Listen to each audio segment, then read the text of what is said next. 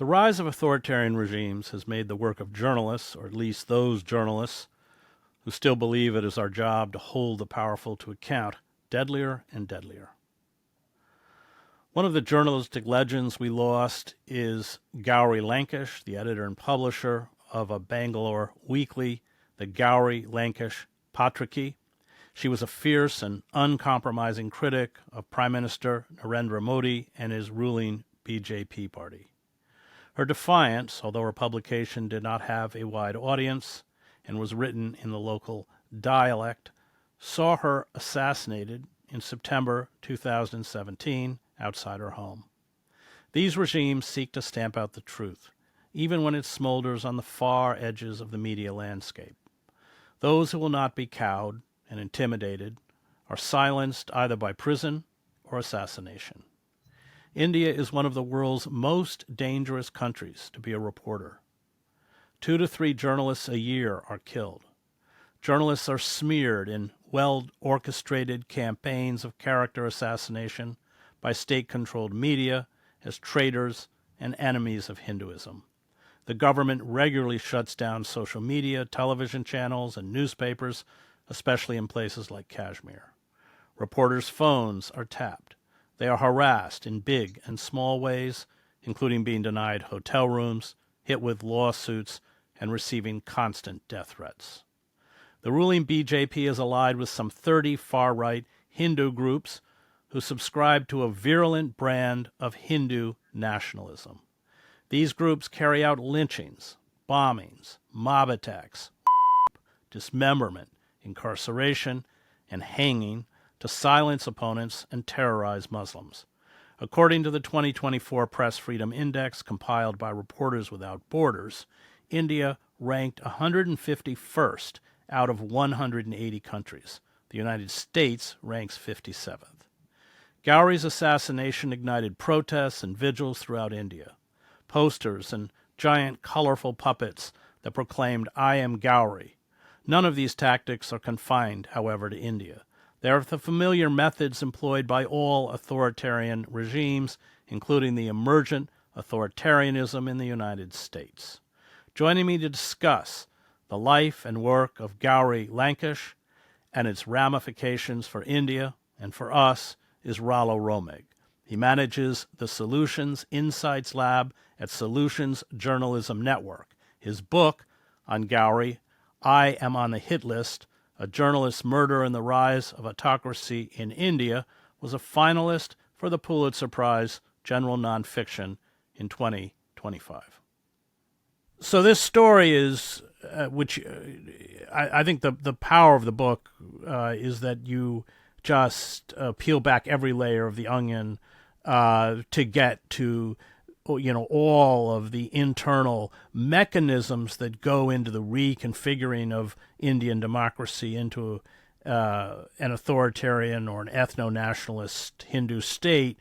And boy, it just resonates with everything that's happening in the United States. But just let's lay out who Gauri was, what made her so unique, aside from her deep integrity and courage, and what she was up against. I mean, there was one point in the book where you were talking about, or you were quoting her, and she talked about her love of multiculturalism and pluralism, all of the things that go to create a functioning society, open society, all of which, of course, we are now seeing taken from us.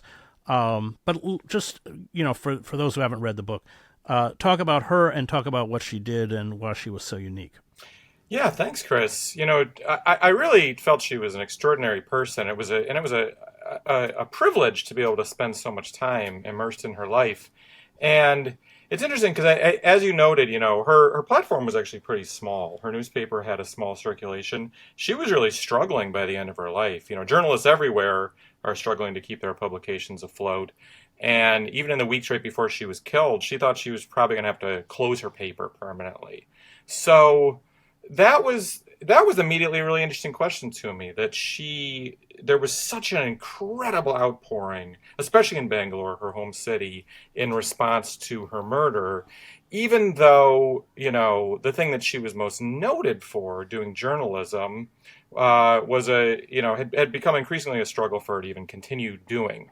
And one thing I really realized as I looked into it was, so it wasn't just that tens of thousands of people came out in the streets of Bangalore after she was murdered. It was the incredible variety of people who came out. Hmm. People from every religious group, people from every walk of life, from street sweepers to students, to trans people. And she seemed to have touched all these different groups. And it was to a degree that surprised even her closest friends and family. And that was really interesting to me. And what I eventually learned about her was, I think, such an important lesson for extraordinary people in general, that often we misidentify their talents, we or what's most significant about them. And of course, since her job title was journalist, there was this assumption, especially in the international coverage of her murder, that what was most notable about her was that she was a journalist and that she was maybe one of India's biggest journalists. Of course, her role as a journalist was incredibly important, but that was just one thing.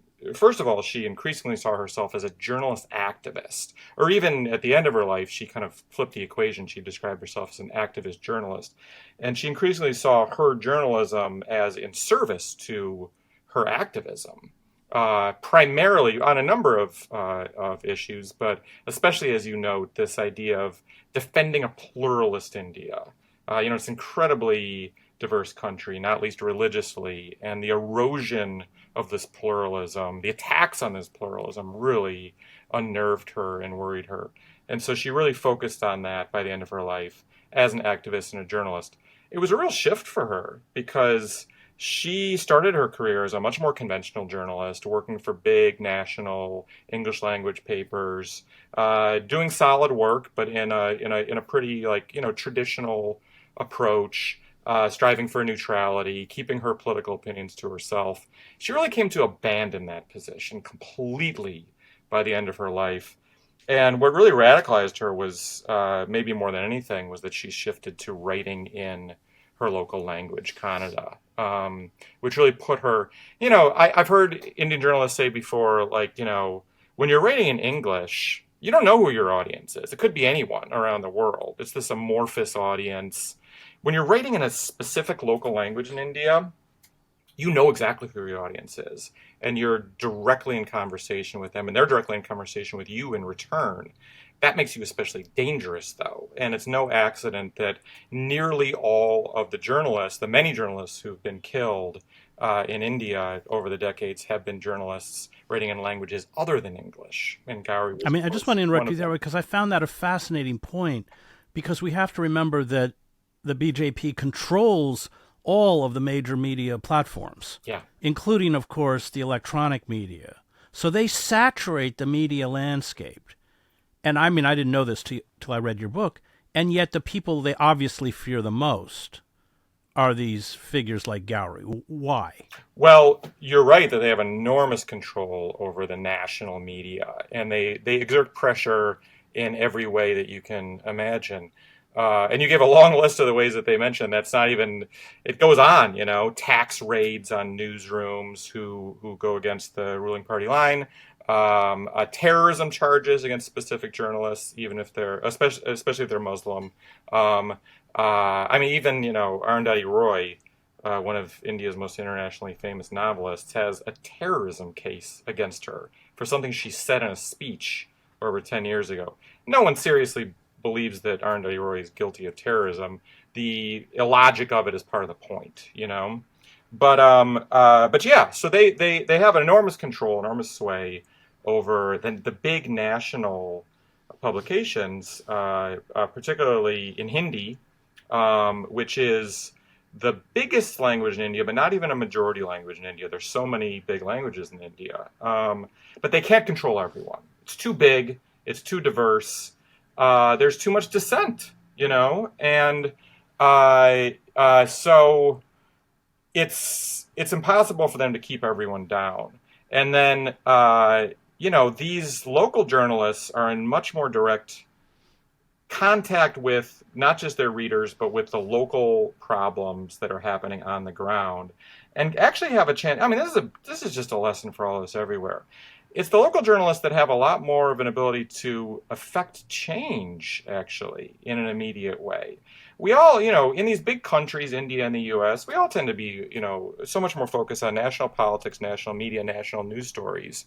But where do things actually make a difference? Where so often this engagement of things on this obsession with things on a national level leaves us feeling completely impotent. Um, when actually the areas in which we can actually affect change and where we can see change happen is in our local level, and that's where, I mean, I'll tell you for myself personally, just getting more engaged in local politics is just giving me life right now. It's saving me from despair of just my complete impotence in the face of all these horrors that we're seeing on the national level. And that's where you keep the flame alive, is in these local struggles. Yeah. So But it's they interesting that recognize. these monolithic forces will target will target people who within the media landscape. And I mean, as you said, her paper was, I mean, she didn't have much reach. She was writing in a fairly obscure dialect, uh, and yet they were terrified of her. Yeah. Yeah, yeah. And it's interesting because there's this whole, so the people who seem to have killed her, the trial's ongoing, because the trial actually started 3 years ago, but the Indian justice system is incredibly slow. And the lawyers for the defense have been using every tactic possible to slow things down. If you're determined to slow a trial down, it's actually very easy to do so in India. There are many ways of doing it. Well, I think So in the book you quote somebody who says a good lawyer can keep this going for 10, 15 years. exactly. The So we'll trial. see. We'll see how long it takes. I mean, the murder happened in 2017. The police arrested so far a total of 17 men for conspiring to kill Gauri, mostly in 2018. That's 7 years ago. I mean, this trial is trying to get through hundreds of witnesses. In this, over 7 years, many have forgotten what they knew. Many have turned hostile under pressure. But these all of these men who were have been accused of conspiring to kill Gauri were associated in one way or another with this fringe religious group called Sanatan Sansta. They're based in Goa, this ashram out of Goa. They're led by this guru who's very reclusive, hasn't been seen publicly in decades, um, and they're not officially a part of the government, but they are very politically aligned with the government. They've got the same political program as the BJP government, which is this program, as you mentioned, Hindutva, and specifically this question of a Hindu Rashtra, which just means Hindu nation. This idea, basically, of making India an officially Hindu country, and equally importantly, relegating all non-Hindus to second-class citizenship and ostracizing, particularly Muslims, from Hindu society. Um, and they're very much in line with the BJP in this program. The BJP has actually made a lot of progress with that agenda. And it's one of these things, we see the same dynamic here in the US with, so-called fringe groups in relation to the kind of Republican establishment and all its whole constellation of organizations, think tanks, etc. That with these fringe groups, the fringe groups say outrageous things, they do outrageous things, but they're pushing the window of what's acceptable to say, and then the kind of conventional parties are able to embrace them or distance themselves from these fringe groups depending on how the wind is blowing politically.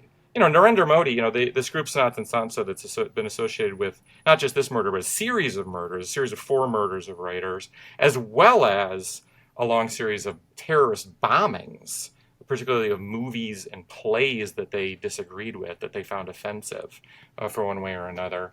Narendra Modi actually sent a letter of congratulation to their yearly convention, about 10 years ago, and his regrets that he couldn't make it and his support for their cause. So, we see that here with all the scripts. You see Trump's whole dance with, these white supremacists, embracing them, distancing himself from them. It's all part of the program. You raise a really important point. You talk at one point in the book about the traditional mafia in India, and how they were much easier to break until the mafia became religious, Yeah, which is, of course, what you're describing and what we are experiencing here. Because it's not just the rhetoric they push, but it's acts of violence. yeah, And, I don't want to draw too many parallels to the early years of Nazism, but that's the role of the brown shirts. So if you look closely, Hitler, when he was chancellor, kept distancing himself and even at a certain point condemning actions of the brown shirts.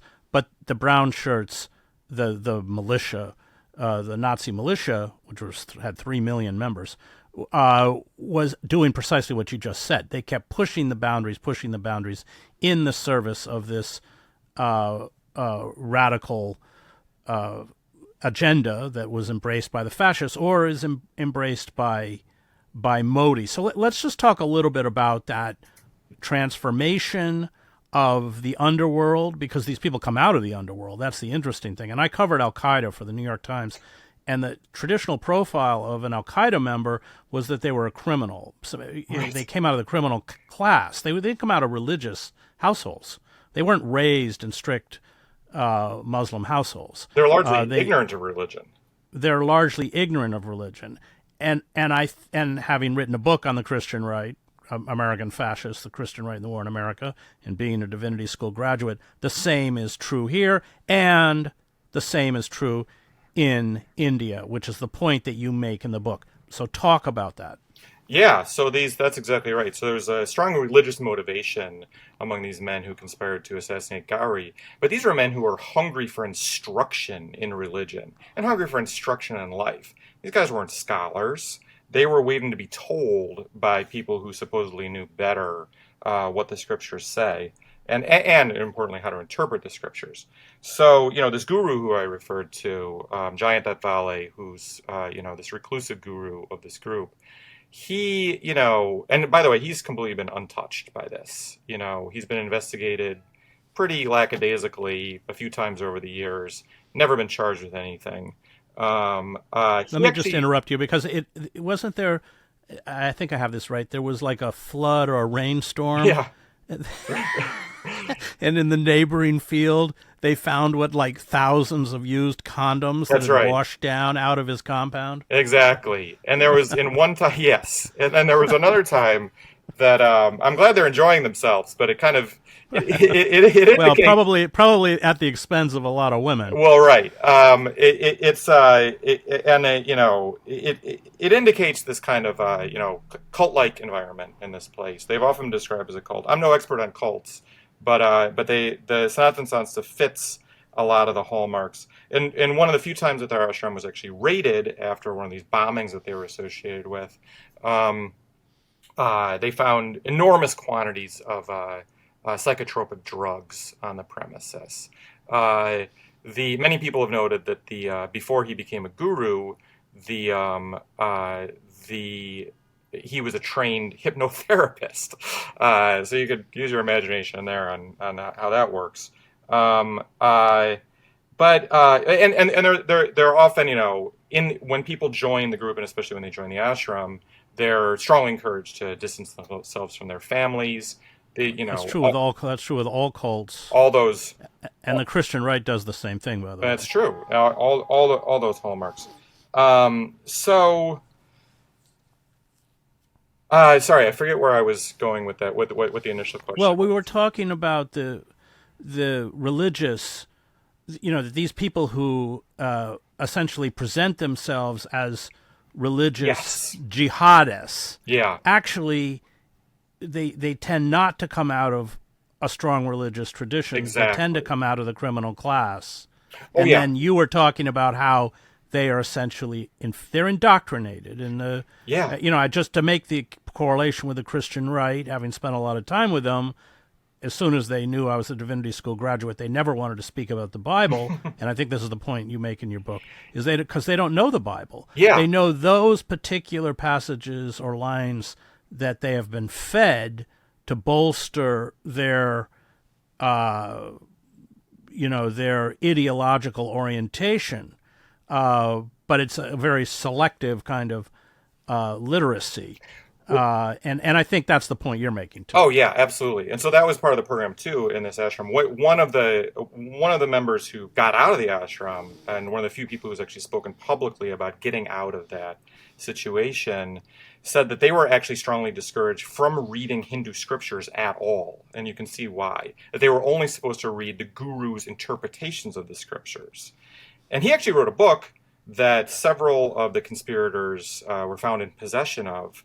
It's an outrageous book. It's actually written in English, so there's no loss in translation. I've read the book, and it is a manual for murder in the name of murder. It's as direct as you possibly could imagine. It's a program for identifying suspects to kill and how to go about shooting them. And he repeatedly says things like, you may think I'm speaking metaphorically here. I'm not. I'm talking about literally killing people. And yet he still remains untouched. So this is how he's interpreting the scriptures. So yeah, and this is interpreting things like, you have like the Mahabharata, which is one of the great Hindu epics, one of the great works of literature from human history. And, it's of course about a war. And most Hindu teachers are going to tell you that this is metaphorical. It's not about literally killing people. It's about internal struggles, and so on. But of course, his interpretation is always about literal violence in defense of the religion. And it's interesting, like what you say about like the kind of ignorance of the religion among a lot of these people who are even willing to go so far as to kill in the name of the religion. That one of the things that they seem to agitate this group the most is when they perceived blasphemy on the part of various speakers, including Gauri. Like, it seemed what had really motivated them to kill Gauri was this sense that she had blasphemed Hinduism. There's actually no concept of blasphemy in Hinduism until incredibly recently have any Hindus talked about blasphemy. It's a concept from the Abrahamic tradition. And so you see this thing also where like Hindutva's greatest enemy is Islam. But in their, I don't know what it is, in their obsession with Islam, they're increasingly mimicking what they see in Islam and borrowing concepts from Islam and becoming, codifying their religion into a more Abrahamic and in many ways more Islamic form. Yeah, and she held up these multicultural events where nuns were doing, it's in your book, Hindu dances. Yes. At one point she said she wants to go visit friends and get a good plate of beef, which of course Hindus are not supposed to eat beef. Although there's a lot of disagreement even among Hindus on that point. Yes, there you go. Yeah. But I want to talk about social media because so you have these assassins who come out of this kind of fringe group that, of course, is tolerated and sanctioned by the BJP for the reasons we talked about. But social media plays a big role in demonizing her and demonizing those who are seen as opponents of Hindu nationalism. Absolutely. So there are very targeted, very ugly social media campaigns against any critics of the government. And you mentioned how, Indian journalists are often targeted very directly in kind of like state-controlled media. Another thing that happens is they actually have a troll army employed by the government. They euphemistically refer to it as the IT cell.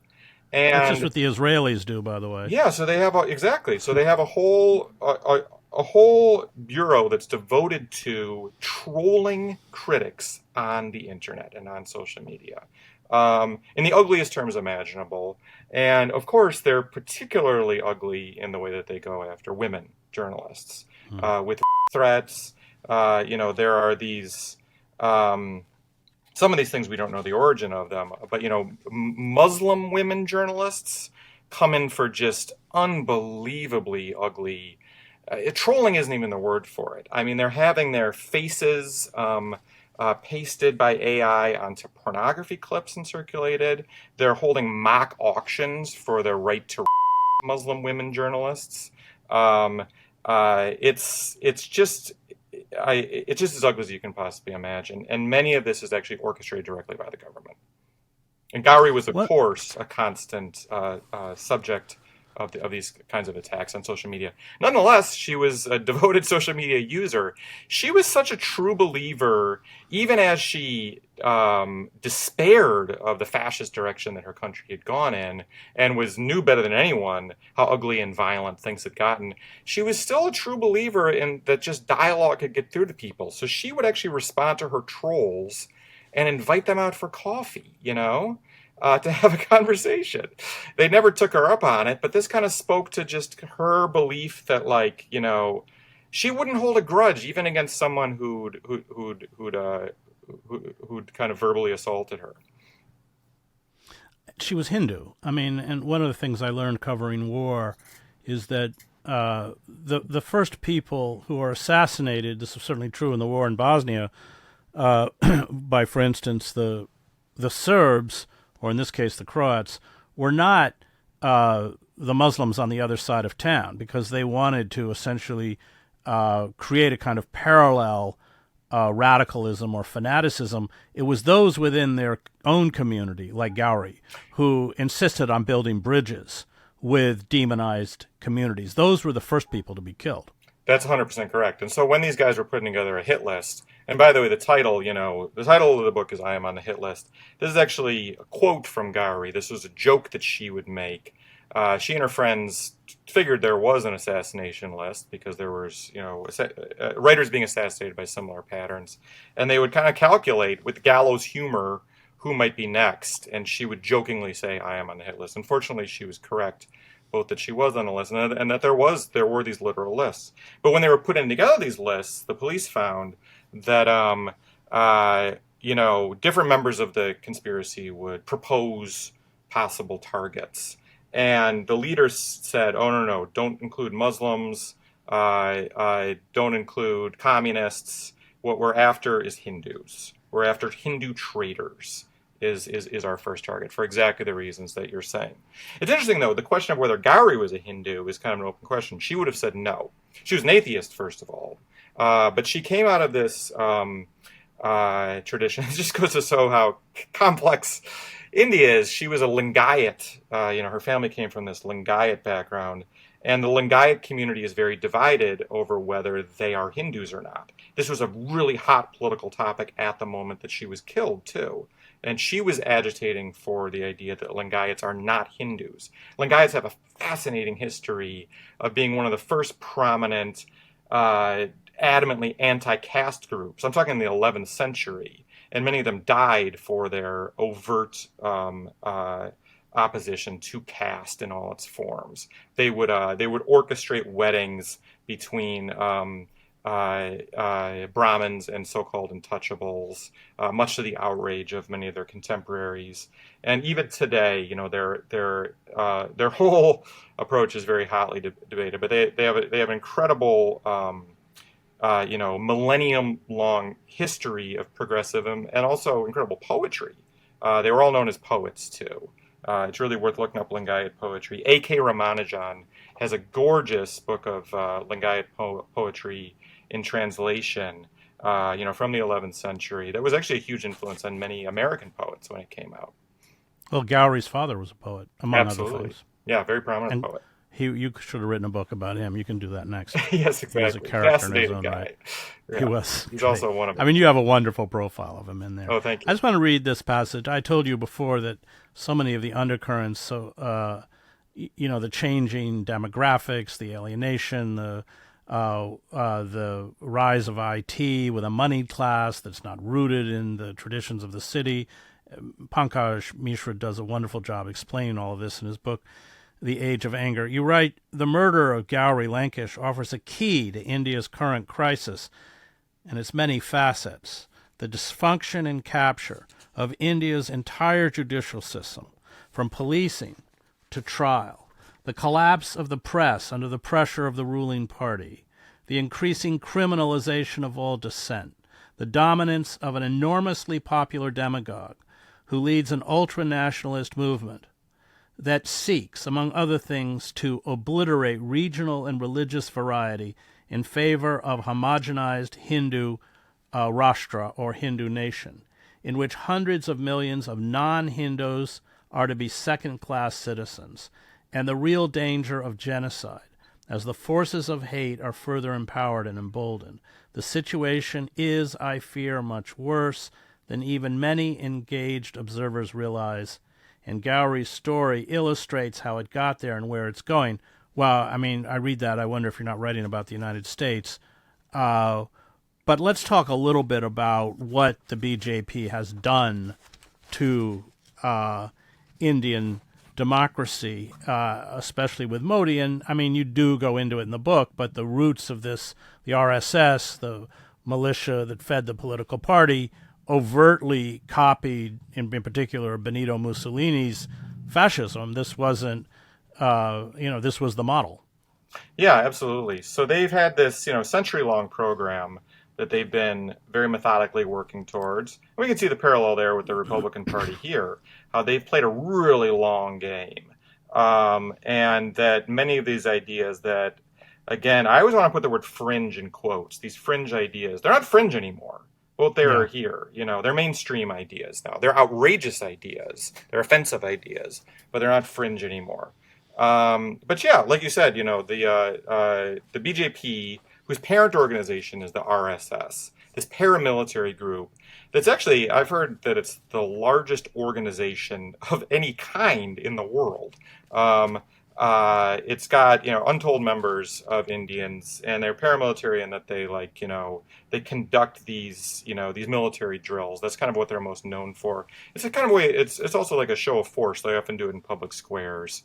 These quasi-military drills. There are many different groups who are associated with the RSS. The BJP is their political arm. And they took direct inspiration from the fascist movement as it was happening, when the organization was being built in the 1920s and 1930s.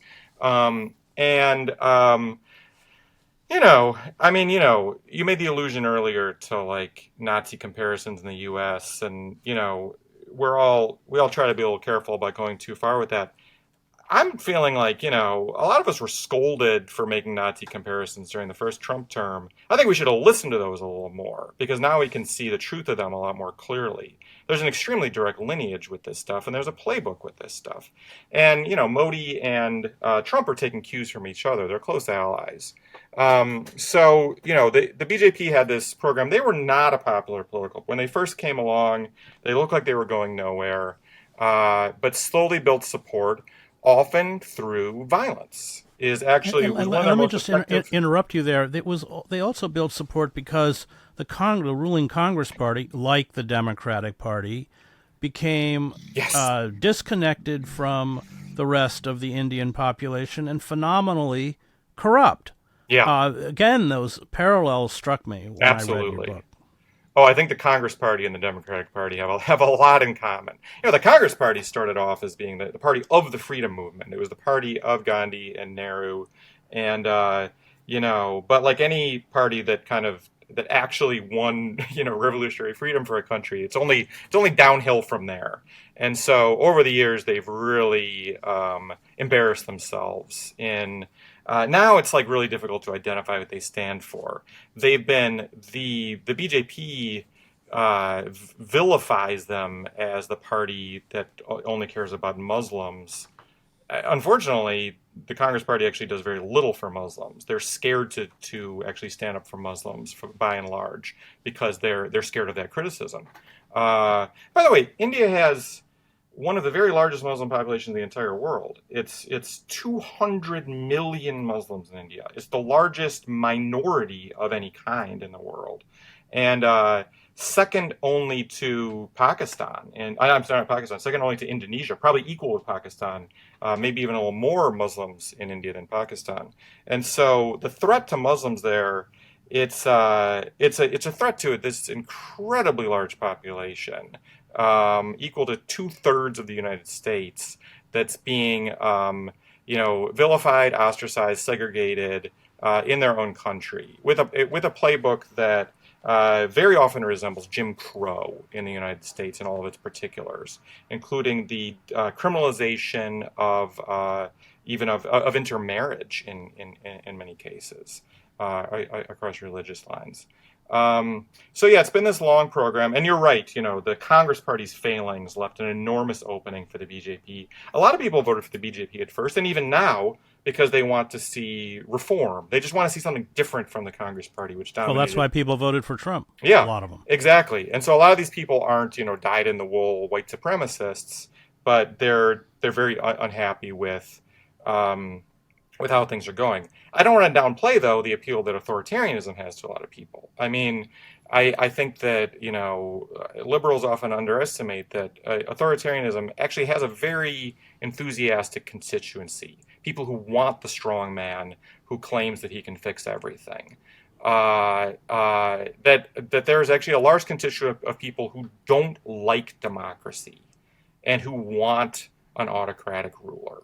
Well, this Um, this goes back to the whole cult, because if yeah, you read Margaret Singer's Cults in Our Midst, and if you think of Trump or Modi as a cult figure, right. then what they do makes sense. Because in a cult, you want your cult leader to be omnipotent, completely all powerful. Because the cult leader, in your own sense of powerlessness, the cult leader becomes your ability to be empowered. It's completely different from a political party. That's why I thought that your highlighting of the cult that spawned these assassins was so important. Yeah. But the dynamics of a cult uh, are such that you're right, that the attraction is less and less freedom, more and more control by the demagogue or the cult leader, to compensate for your own sense of frustration, stagnation, powerless, and that's what Singer, in her book on cults, writes. Yeah, that's right. And the fact that, Trump so frequently says things that are nonsensical, outrageous, offensive, that's actually part of the program. I think he's operating by instinct, by and large, but, it's kind of a test of how committed you are to the cult. If you're able to integrate things that are absolutely indefensible. And yeah, a lot of people are passing that test right now. Let's talk about what this did to India. I mean, one of the things that I didn't know until I read your book was that uh, newspapers are thriving in India. They're not thriving anywhere else. Yeah.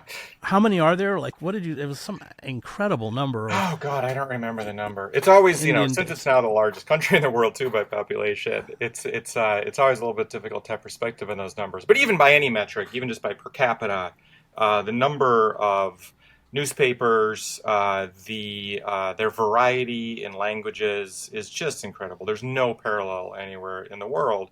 And yeah, there's definitely been erosion of physical newspaper readership with the rise of smartphones. A lot slower than virtually anywhere else, though.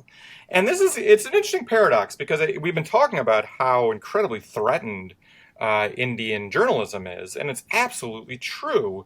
And yet, it's still thriving in many ways as a profession. In that, um, and so what accounts for that? It's an interesting question. Partly it's the press appears to be a lot more free than it is. There's a lot more restriction on. It doesn't look censored often, because a lot of the censorship happens very quietly and behind the scenes. There's also just still a lot of really remarkably brave journalists who are just persisting in this environment. I find it just astonishing. And it's really what my whole book is built on, Like, I couldn't have written a sentence of my book without the work of these hundreds of Indian journalists who my bibliography is devoted to. It's all just built on their work. Like, I obviously, I I did the shoe leather thing in India a lot. I covered a lot of ground talking to people, but it would have been nothing without building on these journalists who are doing what they do under incredible personal threat. I have there's no equivalent for me in terms of the personal threat. It's easy for me to parachute in there and do my work. And so I really tried to see it as an opportunity to kind of leverage my privilege there to elevate what these really brave journalists who are doing what they're doing under enormous price, to elevate and platform what they're saying and the work they're doing. When you talked about the cult figure, I ran into this little passage in your book about, for the national stage, Modhi expanded his use of holograms, Right. broadcasting his image to 100 locations at a time. His speaking style had become famous macho, authoritative, sarcastic, sometimes almost scolding, always delivered as a direct address to common people. He likes to refer to himself in the third person. Modhi does not lose, does not die, and often boasts, especially about his tireless work ethic, but also about his mythic childhood and feats of daring. He has claimed that as a boy he liked to swim in a lake full of crocodiles, and that he's able to survive the ingestion of any kind of poison. Like Trump and like Gauri, he had a penchant for assigning insulting nicknames to his opponents. I just wanted to pick up that passage to the probably difference between Trump and Modhi is I don't sense that Modhi is as stupid as Trump. No, It much actually smarter. strikes me as pretty unfrighteningly intelligent, Yeah. like J.D. Vance. But again, I mean, just to pick up on that sense of, we have to stop looking at these figures as political leaders, but as cult leaders. And that passage sort of, Yeah. I think, illustrates that.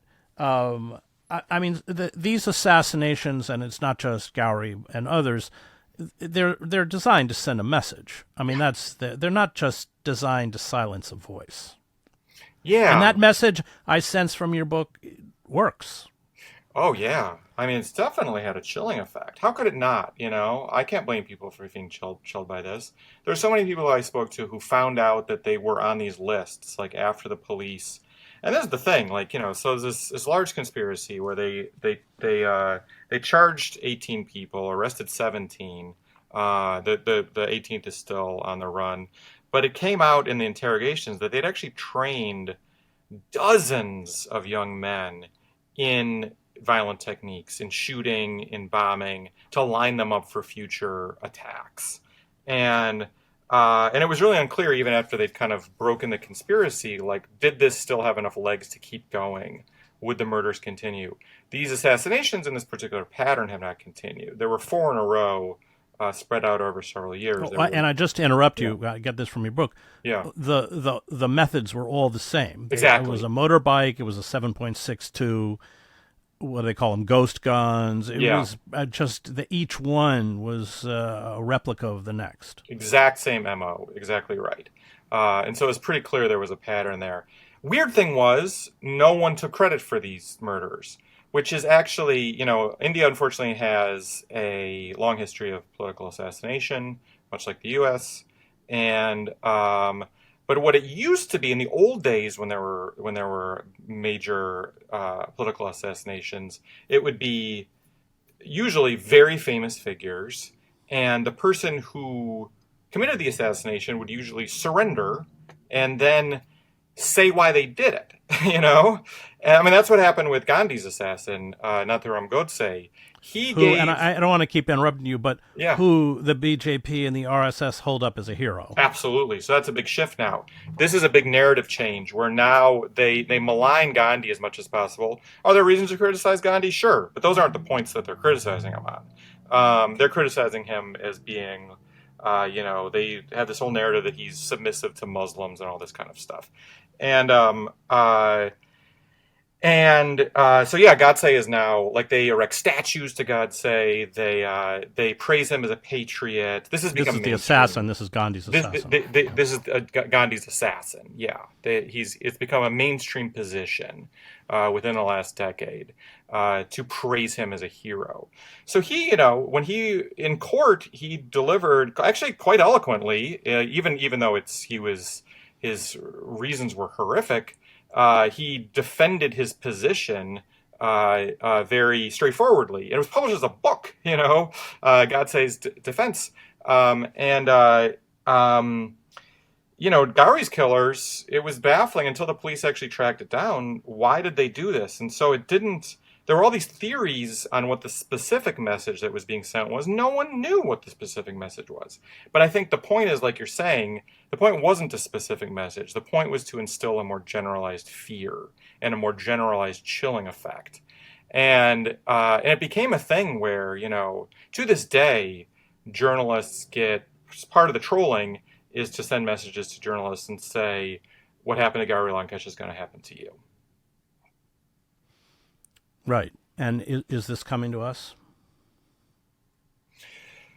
Yeah, it feels like when I wrote that passage that you read earlier and pointed out that it sounds like I could have been describing what's happening here now. Certainly didn't imagine that at the time that I wrote it. I wrote it before Trump came back. The book was published before Trump came back.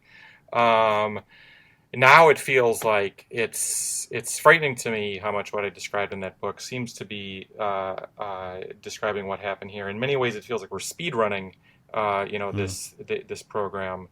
Um, you know,